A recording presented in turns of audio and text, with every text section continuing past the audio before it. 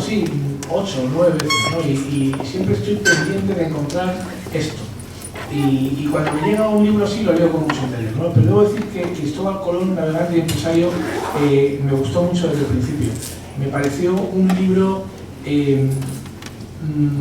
con este hándicap, con esta situación, pero encima muy bien escrito, lo cual todavía le añadía más fuerza, ¿no? Un libro de alguien que encima tiene el don de la escritura, ¿no? Que me da la sensación que viene por parte familiar. Pero bueno, es algo muy importante, ¿no? Yo también animo siempre a todo el mundo que vive una situación así que le dé la vuelta y lo escriba. Sobre cualquier cosa de lo que uno sea experto y lo haya sido toda la vida, tiene, yo creo, el deber ético y moral de escribirlo, ¿no? Luis Roberto yo creo que lo ha entendido así y yo estoy seguro, sin saberlo, que andará ahora, porque este tipo de autores son así, estoy seguro que andará ahora obsesionado con algo parecido y escribiendo sobre ello. No he hablado con él, pero estoy seguro, porque esto se da en este tipo de personajes, ¿no? Y es muy importante. El libro, además, creo que hace referencia a una de las facetas más desconocidas de Cristóbal Colón, ¿no? Que es la faceta empresarial. Y yo creo que ahí es donde también él ha insistido, ha investigado y ha trabajado más. Cristóbal Colón, a mí personalmente, me parece uno de los grandes personajes de la historia de la humanidad. Uno de esos, iba a decir autores, claro, es difícil, pero uno de estos personajes que si no hubieran existido, todos sabemos que la vida sería diferente. Y eso pasa pues, con 4 o 5 personajes de la humanidad, ¿no? Y claro, yo creo que eso le da un valor especial, ¿no? Pero además es un personaje enigmático, inteligente, brillante, y eso Luis Roberto lo ha sabido explicar muy bien en el libro, y al leerlo lo vamos comprobando, ¿no? No sé, yo llevo más unos meses desde que leí el libro de Luis, escuchando y viendo referencias sobre Colón por todas partes. Yo creo que encima es el momento idóneo, creo que es un personaje histórico que está de actualidad, lo cual al libro le da todavía más peso. Bueno, yo he escrito un texto, esto es el comentario que hago como editor, pero he escrito un texto que quiero leer a modo de presentación.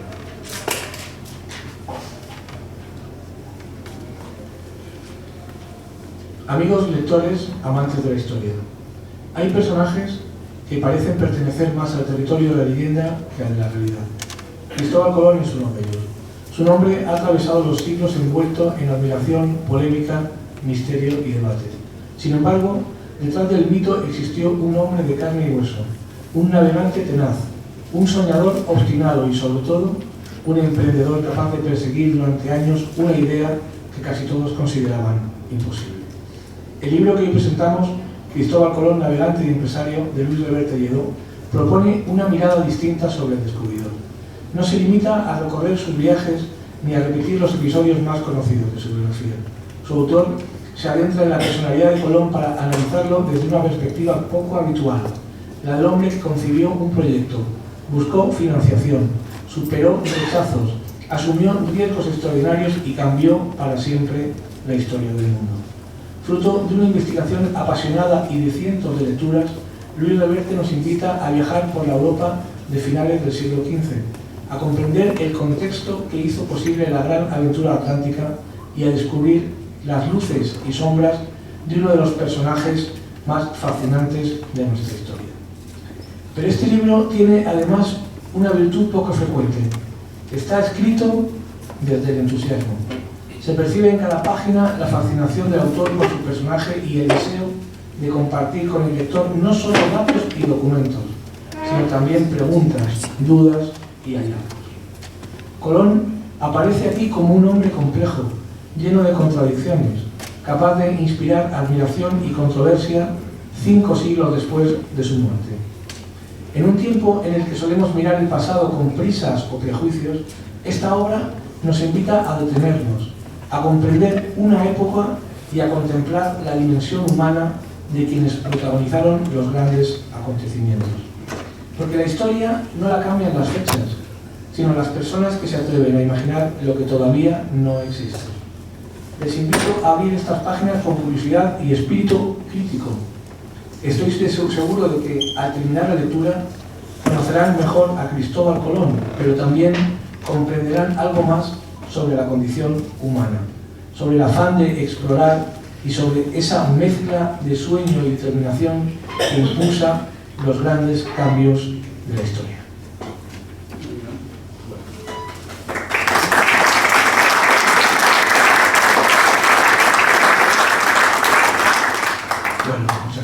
Bueno, pues ahora le cedo la palabra al autor del libro, Luis Reverte Lledó.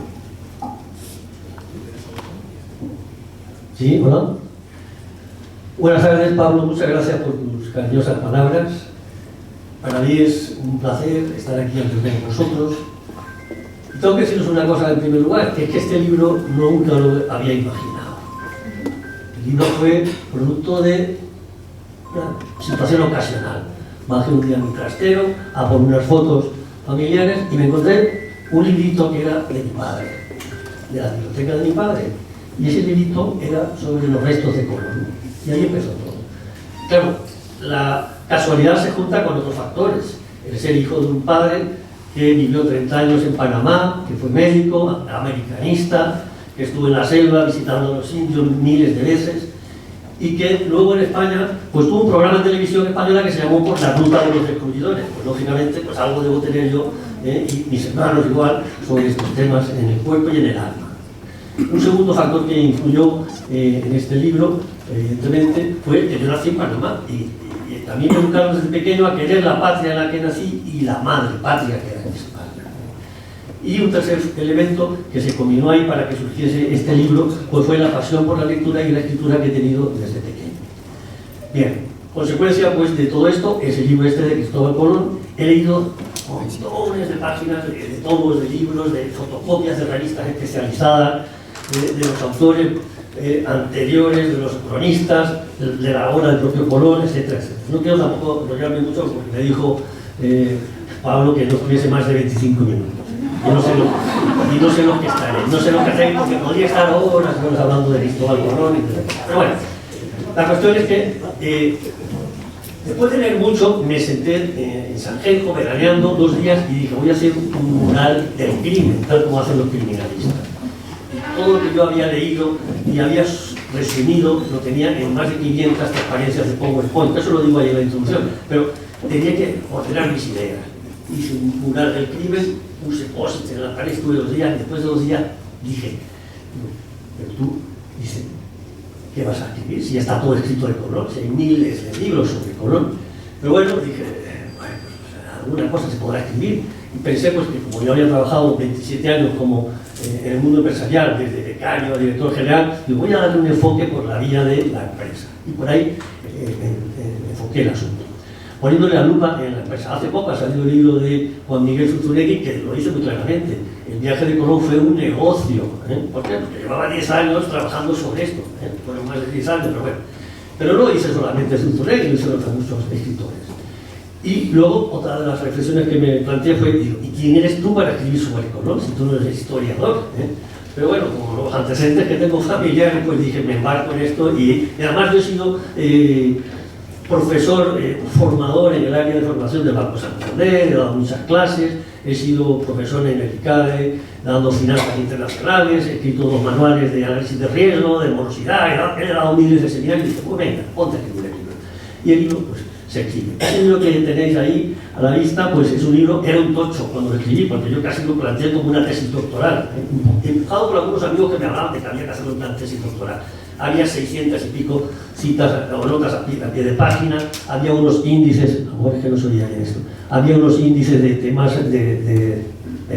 temáticos al final del libro, de topónimos, de antónimos, no, bueno, de nombres, ¿cómo se llama esto? No, bueno, tenía índices total, que al final y la bibliografía. De todo eso ha quedado el libro en sí y la bibliografía. ¿Por qué? Porque había que ofrecer un libro que no asustase al que lo fuese a comprar y a querer leerlo, porque a lo mejor de la otra forma mucha gente se iba a echar para atrás.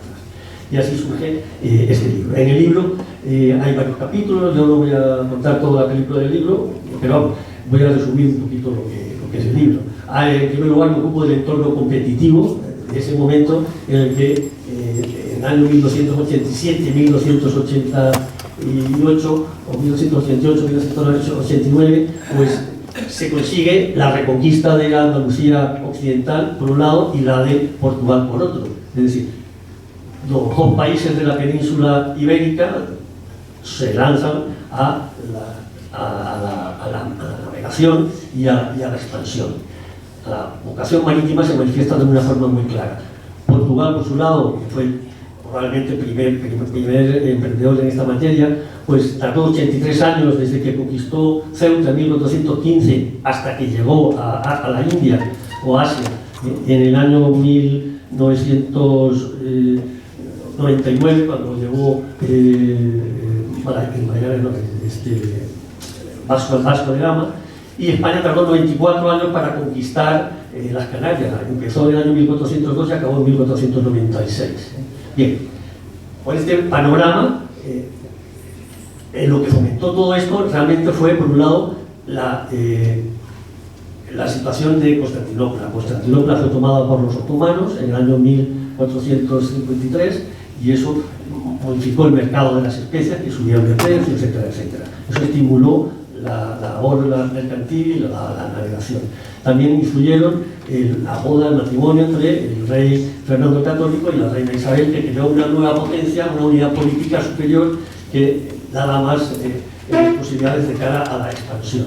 También influyó en este entorno, en aquel momento, influyó muchísimo los avances en la navegación. No voy a contar todos los detalles de cada una de las cosas porque todo lo tenéis ahí en el libro.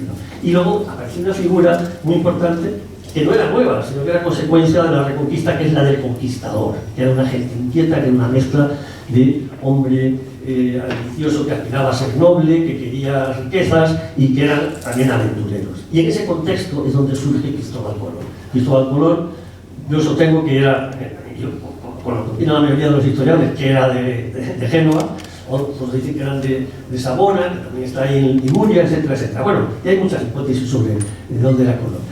Pero yo cuento en el libro pues, cuál es su lugar de nacimiento, su familia, cómo era, cuál fue su lengua, cuál fue su formación, cómo fue su familia, los amores que tuvo, los hijos que tuvo, su fortaleza, sus debilidades. En el siguiente capítulo os encontraréis con, después de ver el entorno y lo que es el currículum vitae del hombre más loco, como le llamaba Lope de Vega, pues vais a encontrar con cómo se gestó la empresa colombina. Y en la empresa colombina, Colón estuvo en una primera etapa de su vida prácticamente desde los 13 años navegando por el Mediterráneo. En el Mediterráneo se navegaba en aquella época en galeras de remos, y él estuvo navegando por todo el Mediterráneo. Pero en un momento determinado llega a Portugal y tiene 9 años de estancia en Portugal y 7 años de estancia en España, en Castilla, básicamente, ¿no?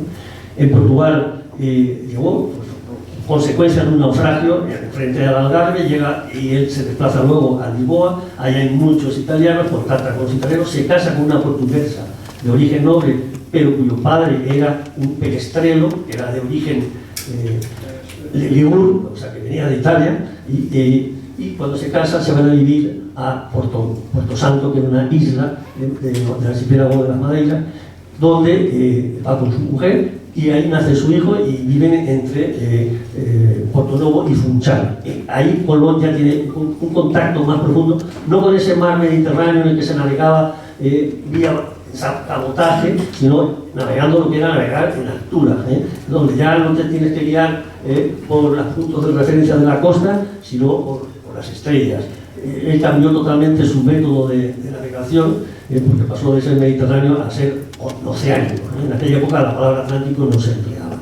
Bien, Colón ahí aprende también pues, muchas cosas de la navegación, de vientos, de corrientes, aprende que hay indicios, y ya parece ser que, sobre todo por uno de los que más ha escrito sobre Colón, que es Juan Manzano, pues surge, que escribió un libro que se llama Colón y su secreto, el predescubrimiento. Pues ahí Colón pues, parece ser que recibe una información previa, que es el gran secreto que le permitió vender su producto, que era su empresa. Colón se va luego a vivir a Lisboa, y en Lisboa fallece su mujer, él ahí también consigue documentación de Paolo Toscanelli, que era un físico médico veneciano, el cual Toscanelli lo que decía que se podía llegar a Asia, y la opción de Asia era por llegar a las especias, llegar a Asia navegando hacia el occidente. Colón presenta su proyecto por su contacto con la nobleza, porque la mujer era de familia noble o medio noble, logra contactar con el rey Juan II de Portugal y presenta su proyecto a una junta de expertos. Se lo rechazan por dos razones fundamentales. Una primera, porque ya los portugueses tenían una idea y un proyecto marcado, y era llegar a las especias por la costa de África yendo hacia abajo, y ellos habían avanzado ya bastante en ese momento. Y porque Colón era muy exigente, era un duro negociador y pedía muchísimas cosas a cambio de poderse involucrar en ese proyecto. Y pedía muchas cosas a cambio porque en otras cosas se jugaba la vida, lógicamente. Y sabía, porque él sabía dónde iba y él tenía información probablemente que los demás, lógicamente, ignoraban. Bueno, cuando le rechazan en Lisboa, él se va a Palos. Y una de las cosas que siempre me ha traído es ¿por qué a Palos? Palos fue clave. Fue a Palos por varias razones. Porque en esa zona vivía, en San Juan del Puerto, una hermana de su mujer, que estaba casada con un tal Miguel Muñoz, que luego viajaría con Colón, y en Huelva vivía Pedro Correa, casado también con una medio hermana de su mujer. Ya tenía que dejar a su hijo Diego, porque se había quedado viudo, tenía que dejar con alguien a su hijo Diego para poder continuar con su proyecto. Va también a Palos, porque ahí estaban los mejores marineros de aquella época, que ya conocían las costas de África. Los palenses eran conocidos no solamente por sus actividades ilícitas, sino por su actividad ilícita, eran muy piratas. Y Colón necesitaba gente que supiese navegar por las aguas, por el mar profundo, por la mar grande, como se llamaba en aquella época. Esa fue una de las cosas. Y luego Colón fue a Palos porque él era terciario de la Orden de San Francisco. Eso lo decía Emilia Pardo Bazán en una conferencia en el Ateneo de Madrid, en un ciclo que se dio con motivo del cuarto centenario del fallecimiento de Cristóbal Colón. Decía que era terciario. ¿Y qué era ser un terciario de la Orden de San Francisco? Pues es lo que actualmente es un supernumerario del Opus Dei, equivalente. O sea, puedes vivir al margen de la Orden, pero siguiendo sus reglas, puedes casarte, tener hijos, y eso era Cristóbal Colón, según lo que decía Emilia Pardo Bazán, ¿de acuerdo? Y, como en todo en esta vida, iba con una carta de recomendación para los monjes del monasterio de la Rábida, que estaba ahí al lado de Palos. Contacta ahí con Fray Antonio de Marchena, y ahí empieza su primer contacto con uno de sus dos lobbies. Él como empresario ya tenía el concepto de lobby clarísimo. Se apoyó en dos lobbies, el de los religiosos, bien sean franciscanos, dominicos, jerónimos, todos eran potenciales integrantes de su lobby. Y por otro lado se hizo con el lobby de los conversos. Los reyes estaban rodeados de religiosos y de conversos, y Colón se apoyó en ellos para llegar a los reyes y para conseguir su objetivo. Y gracias a Fray Antonio de Marchena, pues logró contactar con Fray Hernando de Talavera, que era el confesor y el consejero de la reina Isabel. Consigue Cristóbal Colón una entrevista con Isabel en Alcalá de Henares, y él conocía perfectamente era un gran vendedor, era un genovés, los genoveses eran mercantilistas totalmente, entonces él sabía ya cómo era cada uno, y le sirve en bandeja a los reyes lo que cada uno quería. ¿Qué quería Isabel? Evangelizar. Pues toma, yo a las tierras que de Jura podía dar todas las facilidades para que se evangelicen a los infieles. Y al otro le dijo, y tú vas a tener el oro y las riquezas que tú necesitas para tus aventuras y para tu expansión. Y los reyes se quedaron impactados, porque el problema era que como estaban involucrados en la reconquista de Granada, pues no había dinero para esa faena. Entonces Colón fue bien recibido, su proyecto no fue rechazado en ese momento, pero él le dio largas. A Colón se le cooptó prácticamente como, lo que yo digo, como un autónomo, como un falso autónomo, porque a partir de ahí se le empezaron a pagar unas cantidades para que, poco, de vez en cuando, ayudas de costa que se llamaban en aquella época, para que se alimentase, para que viajase, para ir a la corte, para que se vistiese, porque le llamaban el nombre de la capa raída, iba siempre hecho de ñapo. Total, que Colón se convirtió en un autónomo de la corona de Castilla. un procedimiento administrativo, que ya en aquella época funcionaban mucho los procedimientos administrativos, que consistía en presentar un memorial que llegó al Consejo del Reino, el Consejo del Reino la rechaza o lo suplica, y eso en aquella época tenía que ir a una instancia superior que era el rey, la reina en ese caso concreto. Y la reina decide que se cree una junta que se dedique a analizar, una junta de expertos, la petición de Colón. Esa junta se reúne en 3 momentos: hubo una reunión en Salamanca, otra reunión en Córdoba y otra en Santa Fe. En las 3 reuniones le dijeron que el proyecto se rechazaba. En la época de Córdoba hay que decir que Colón vivió y tuvo una relación amorosa con Beatriz Enríquez de Arana, pero curiosamente se la presentaron 2 farmacéuticos, los hermanos Esbarroya, que eran de origen genovés. Siempre, cuando a mí me dicen, no, Colón, yo no sé cómo, pero al final siempre aparecen italianos, genoveses, florentinos. O sea, él estuvo siempre vinculado a ese mundo. Tuvo un hijo con Beatriz, que fue su hijo Hernando, por lo tanto ya tenía un hijo legítimo portugués y tuvo un hijo natural que era Hernando. Colón tuvo que, durante 7 años, perseguir a la corte de un lado a otro. Estaba desesperado, porque él no tenía medios de vida. Esas pequeñas ayudas de costa no le daban mucho. Él vivía, cuando estaba en Córdoba, pues de vender libros de estampa, y era un buen dibujante y hacía unas cartas de mareas fenomenales, y se vivía prácticamente de eso. Por lo tanto, pues Colón estaba desesperado, pidió contactó con los nobles de Andalucía, con los duques de Medina Sidonia y Medinaceli, que eran potentados y que podían financiar su operación. No consiguió la ayuda de ellos. El duque de Medinaceli le pasó la bola, digamos, a la reina, porque no quería interferir para evitar conflictos con la corona, y al final, pues Colón envió a su hermano Bartolomé a Inglaterra a convidar al rey de Inglaterra. Rechazaron el proyecto. Colón ya en un momento determinado estaba desesperado y dijo: me voy a Francia. Y se fue a Palos, pues para seguramente despedirse de sus hijos, y ahí los monjes, como él no tenía casa en España y siempre se quejó de que no tenía una teja en España, pues siempre se alojaban en los monasterios fundamentalmente. Y los monjes, ahí estaba en ese momento otro fraile, que era Fray Juan Pérez, y Fray Juan Pérez le dijo que no se podía ir a Francia.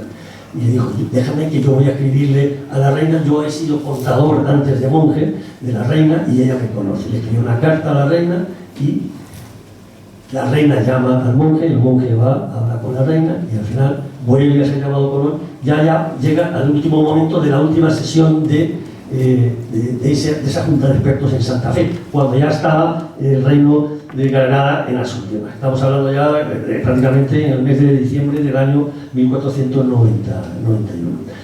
Total, al final la junta deniega, pero los lobbies presionan y consiguen convencer a Fray Hernando de Talavera, que era el presidente de la comisión de expertos, y le dicen: no, esto hay que hacerlo porque tal, porque cual, etcétera, etcétera.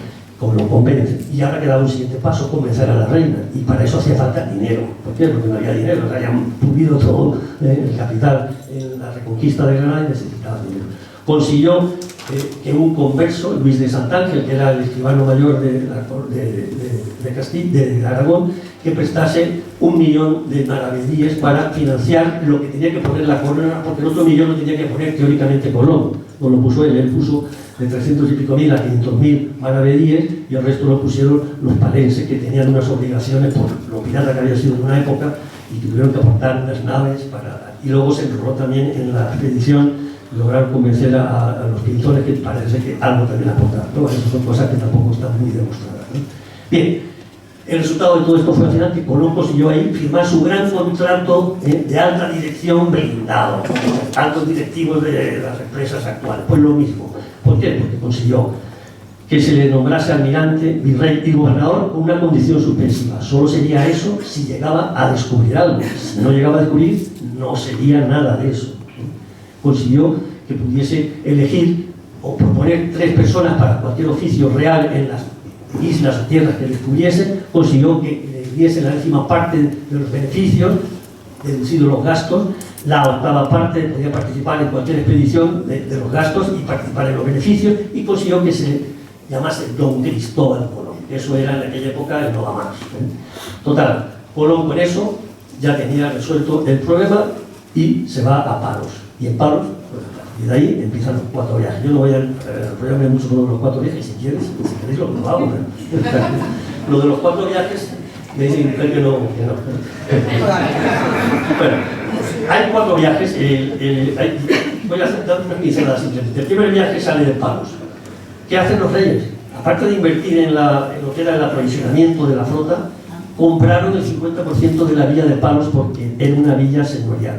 Compraron el 50% porque era fundamental que saliese de una villa del realengo esa flota hacia tierras nuevas.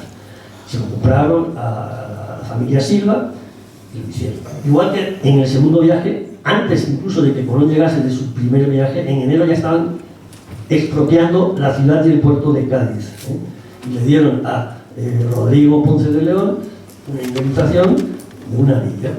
Le dieron otro sitio, otro lugar para compensarle por lo que quitaban por el otro lado. Bueno, el primer viaje llega a Colón, una nave con 2 carabelas, con 90 hombres, llega a la isla de San Salvador, y ahí pues se encuentra con gente desnuda y pobre.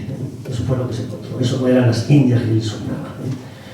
Colón de ahí va y navega, llega a Cuba, de Cuba por la parte del norte vuelve, pensó que era un continente, pensó que era Japón, el Zipango, y acaba en la isla de Haití, como decían los nativos. Él la bautizó como la Española.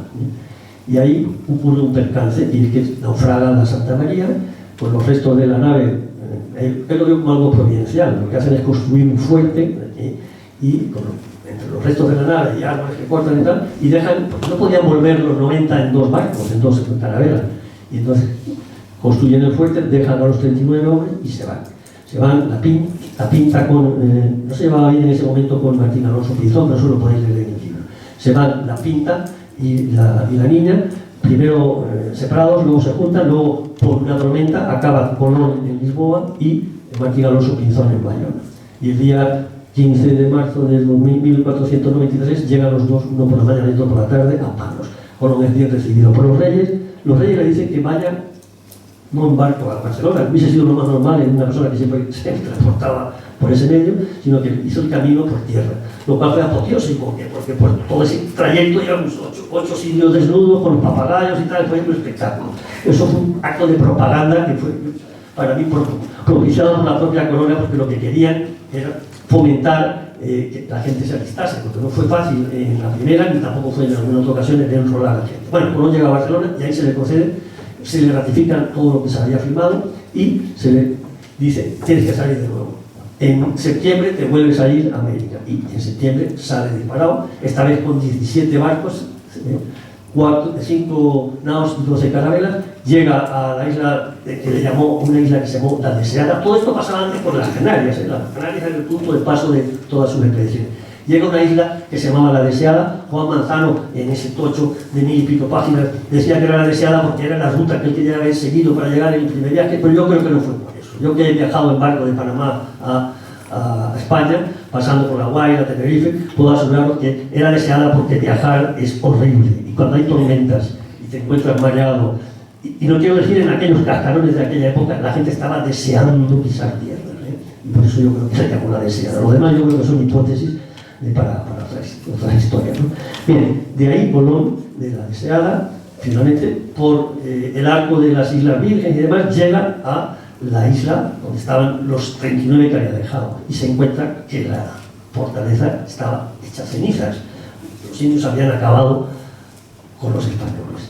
Creó una ciudad, la ciudad de la Isabela, y tuvo ya problemas con colonos, con los indios.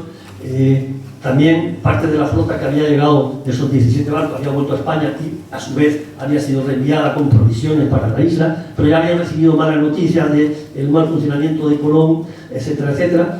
Y vino un pesquisidor que fue Juan Aguado, que le hizo una pesquisa a Colón. Y Colón, pues, el hombre indignado por lo que le estaba pasando, y decidió venir. Uno dice que decidió y otro dice que lo obligaron a volver a España, a Castilla.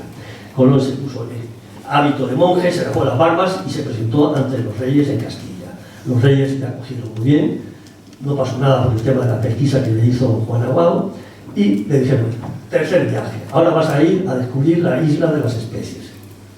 habían descubierto cosas, pero había que ir a descubrir la isla de las especies. Y Colón sale, esta vez con 8 naves, y llega, pues no llega a la isla de las especies. Llegó a Paria, que está en la zona de Venezuela, Colombia, y ya de ahí, en un momento determinado, tenía problemas con una de las naves, decide ir a todo eso. El rey había mandado, como consecuencia había mandado a un gobernador, bueno, no había mandado, lo hace. Bueno, él se desplaza a, estoy en el 4.º viaje, al medio del 3.º al 4.º viaje. No, el 3.er viaje es distinto. El 3.er viaje llega a Santo Domingo. Llega a Santo Domingo, que esa ciudad no existía ni en el primero ni en el segundo. Se crea en el interregno entre el segundo y el 3.er viaje. Y la funda su hermano Bartolomé, siguiendo instrucciones de Colón. Llegó a la ciudad de Santo Domingo. La ciudad de la Isabela estaba en el norte de la isla y Santo Domingo estaba en el sur. Colón llega a Santo Domingo, también tiene problemas con los colonos, con los indios, y es cuando surgen los problemas de la información que ya se recibía en España. Demandan entonces a un gobernador, le quitan el cargo de virrey y de gobernador, no el almirante, y mandan a el juez Francisco de Bobadilla como gobernador a la isla. Gobernador que cuando llega a la isla los interroga, etc., y los engrilla a los 3 hermanos Colón, los mete en un barco y los manda presos a Colón. Le ha hecho polvo, lógicamente.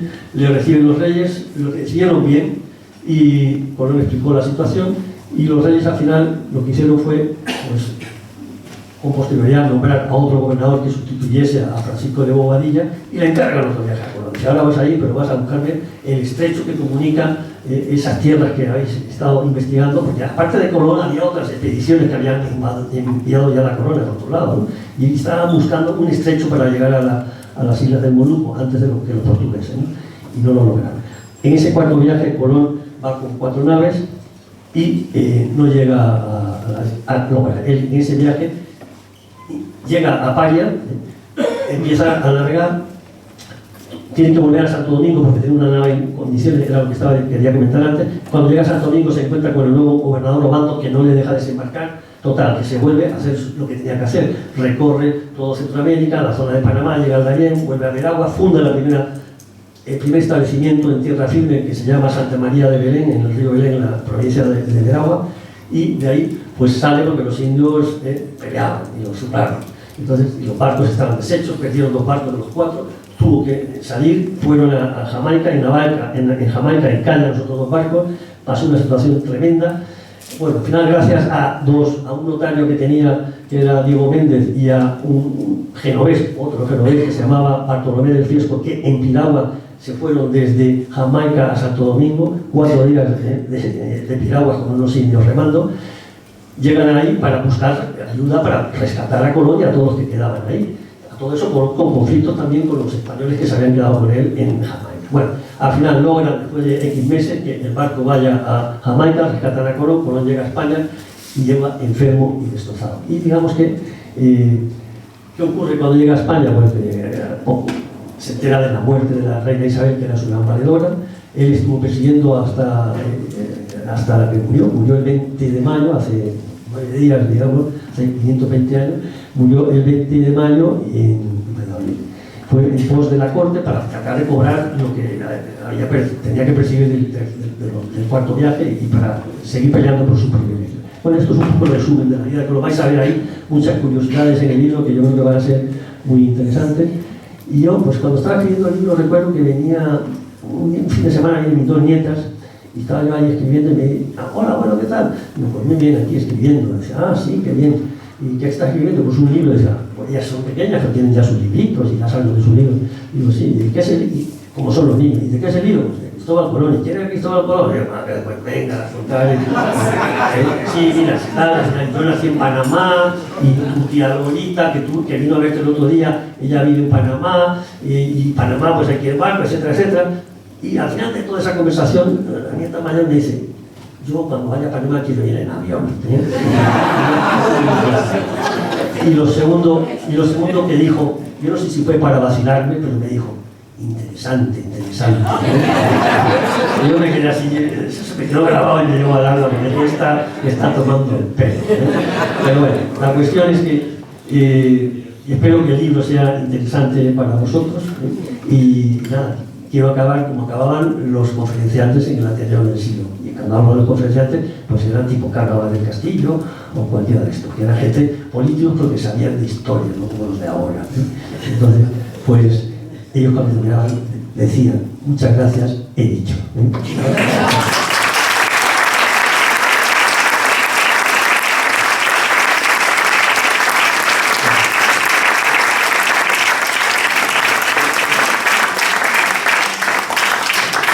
Sí, me he excedido, ¿eh? No, has estado bien. Esta es una característica que yo sé de las personas como Luis Reverte, ¿no? Que claro, esta obsesión que tienen, le gusta contarla, y es normal. O sea, Es un resumen. Ha hecho por supuesto un resumen y muy bien hecho, ¿no? Así que nada más, bueno, pues nada, muchas gracias a todos. Nosotros la semana que viene siempre decimos por qué la semana que viene, pero hemos suspendido los actos por la presencia feliz, a mi modo de ver, del Papa en Madrid. Y entonces solo presentamos un libro en Getafe el jueves y otro libro en Salamanca el viernes, porque era imposible hacerlo aquí. Pero bueno, nada, y ahora pues el que quiera podrá traer el libro a Luis para que se lo dedique, y los demás, cortesía del autor, vamos a tomarnos aquí un vinito que, como no puede ser de otra manera, será de La Rioja, y nos ayudará a seguir disfrutando de este estupendo libro. Y bueno, vuelvo a agradeceros a todos vuestra presencia. Muchas gracias.